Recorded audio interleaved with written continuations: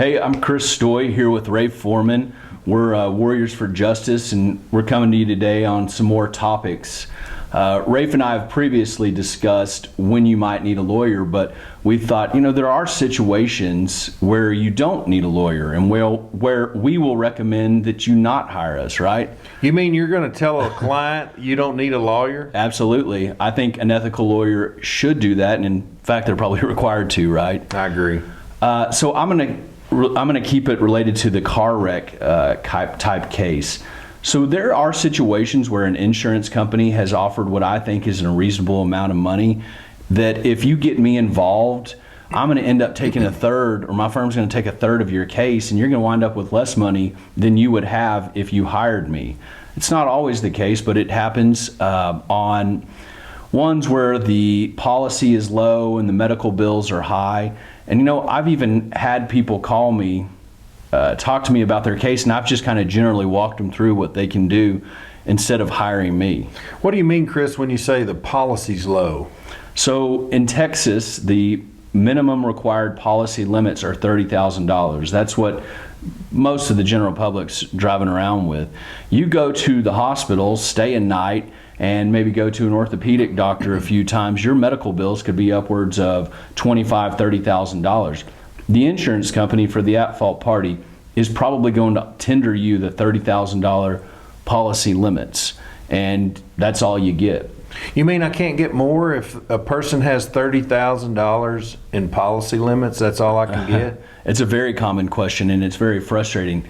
Technically, you can, but Texas is a very debtor-friendly state, and the Texas homestead law says that basically you get to keep your house, a couple of cars, $60,000 cash, your retirement accounts, and the statute's so old that you, I think, get to keep like a donkey, a couple of chickens, and some saddles. Actually, you can keep 5 cows, you can keep 2 horses, a mule, and 200 acres, which is an important factor. If you're married, you can claim 200 acres as your homestead, and if you're single, you get up to 100 acres, and it's not limited by the value. Yeah, you're definitely more knowledgeable about the homestead law. Tell us more, though. So if I only have a $30,000 policy, how does the Texas homestead law prevent someone from getting more money?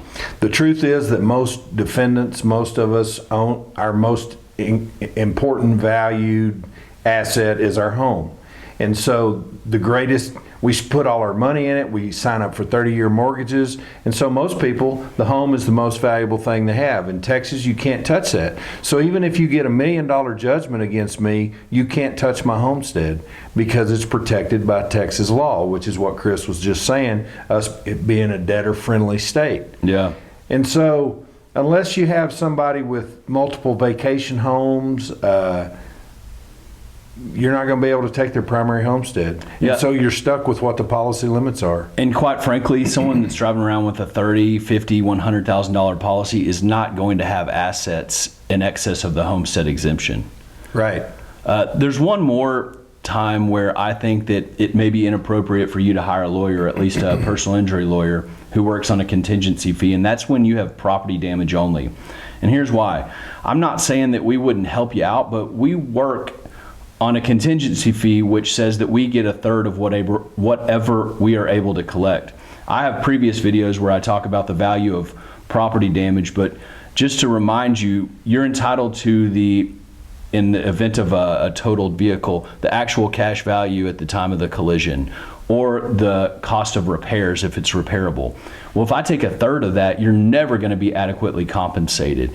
And the insurance company knows that, and so they always offer somewhere in the range where it just doesn't make sense to go get a lawyer, because by the time we take our fees, you'll end up worse off than you would be if you just took their lowball offer. That's exactly right. And unfortunately, this tactic by the insurance company often prevents us from representing you in a property claim. Let's just do a little math. You have a $10,000 car. If we take a third, that's $3,300, so you only have $6,700 left.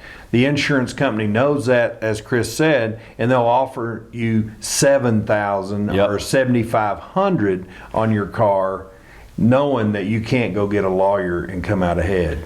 That's a dirty trick that the insurance companies play, but That's the way they play the game. That, and they really have nothing to lose by doing that, because they know in order for you to go get the $10,000, even if Rafe and I take your case and we go take it to trial and we say it's a $10,000 car and the jury agrees with us, that's going to take a year and a half. What are you doing that entire year and a half? You're walking, renting a car, complaining. That's what you're doing. Yeah. We handle property damage claims often when they're intertwined with injury claims, because it makes sense to help our clients. And we're not saying that we don't want to help people in property damage only claims. It just doesn't make economical sense for them or for us to do that. That's exactly right. Make sure you understand what we're saying. Property damage only. That means you didn't get hurt. You don't need to go to the doctor. Your car, your computer inside your car were the only things that were injured or damaged in the wreck. So those are the two situations that I can think of off the top of my head in car wreck claims where you shouldn't hire a lawyer, or at least think about it more before you go off and do that. But again, I'm Chris Stoy, and this is Rafe Foreman with the Warriors for Justice. Thanks for tuning in.